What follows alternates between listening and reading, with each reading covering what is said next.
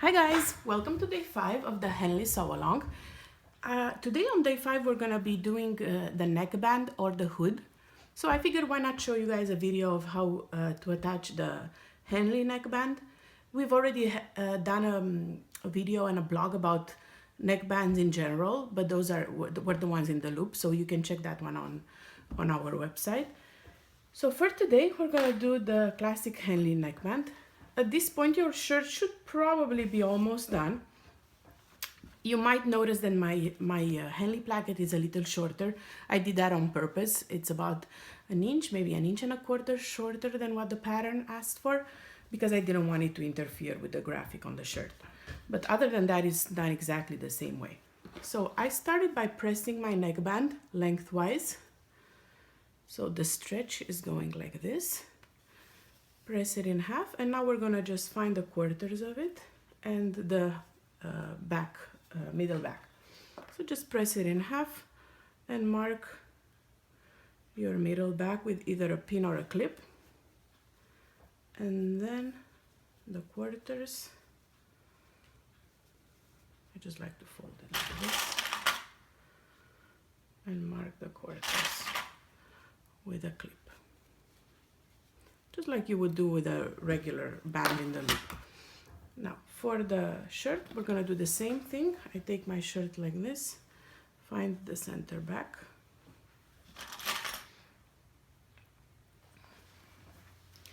and then the shoulders,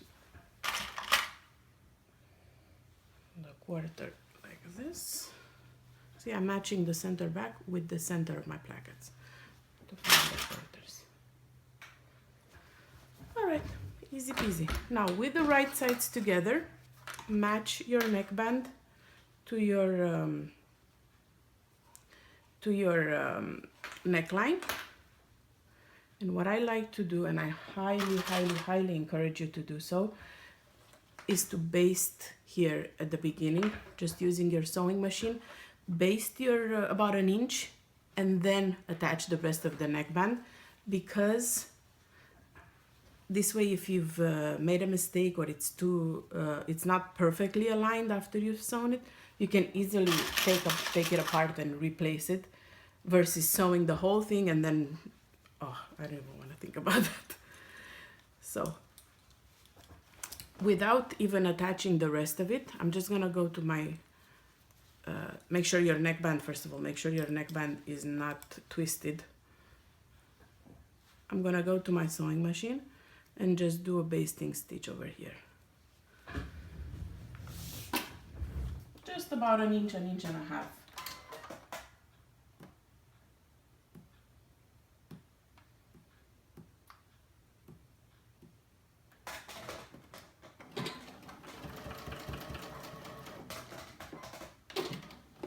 I haven't backstitch at the beginning or at the end, because I want to be able to take it apart if it's not to my liking.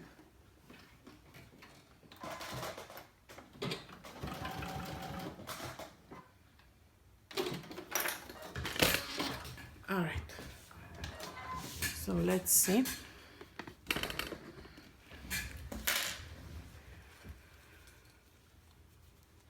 I think this will work.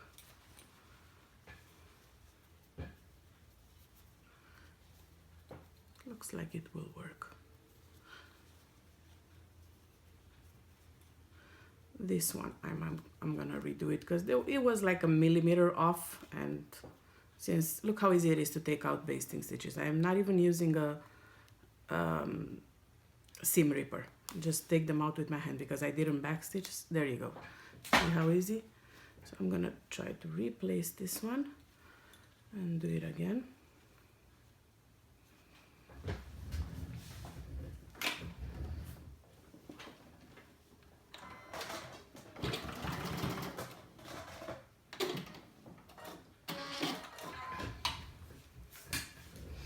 See, now I like it.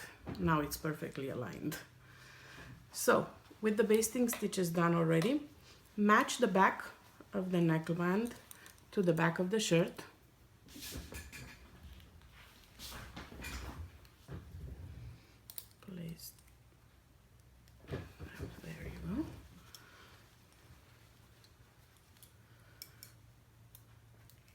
catch the quarter points.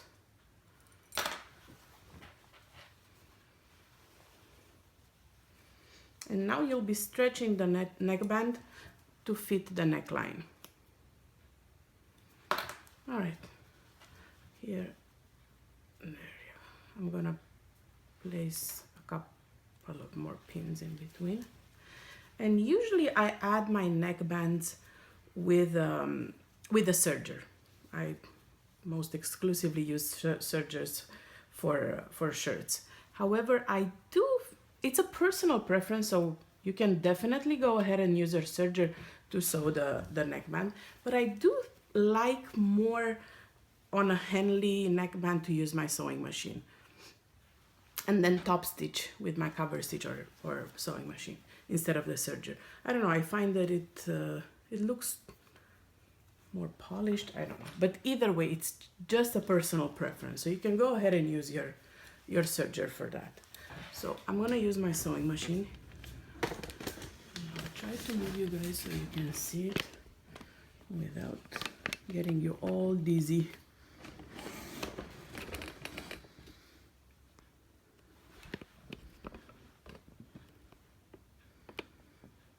All right. So if you've basted like I did before, make sure you take it out of basting mode. You put back your backstitch option if you have a machine that does that for you. And I'm gonna do a 3 length and about a 3.6 tension for this cotton lycra that I'm using. And now, since the beginning of the neck part was already basted, it's gonna be so much easier now. So I'm gonna go ahead and sew around it, making sure you keep your 1/2 inch seam allowance.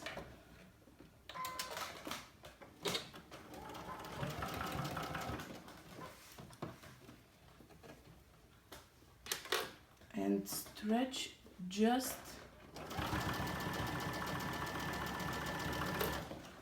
the neckband and not the neckline while you're sewing.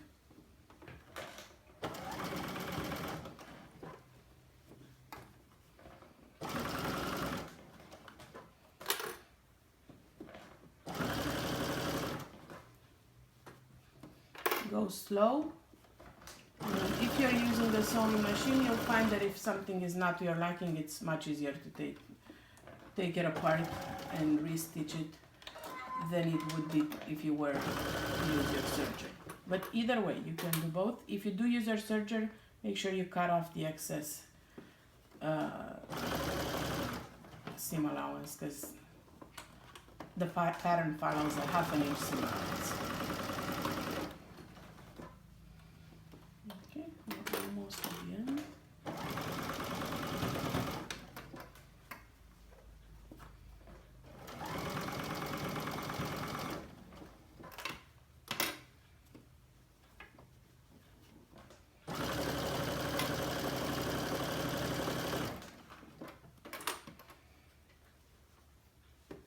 Just a little bit left.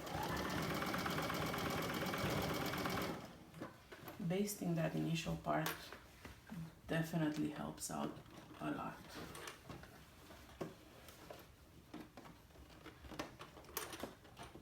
I'm in a very weird position, because I have my camera tripod right here.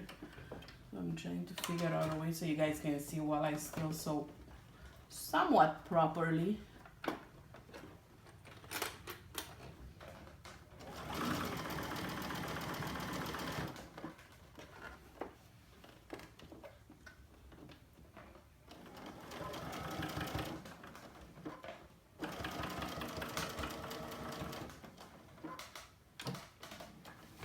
Alright, so all you have left to do now is just give it a good press and top stitch your seam allowance down. There you go. It's a little wavy because I haven't pressed it yet, but once you press it and you top stitch your seam allowance down, it will look amazing. I do like to top stitch my my necklines especially on a Henley, because you want to avoid having this seam allowance right up on you. If you don't, and see, it looks a little not that polished. If you top stitch it down, it's gonna look perfect when you wear it. So I hope this video helps, and I can't wait to see all you guys' Henleys that you've done this week.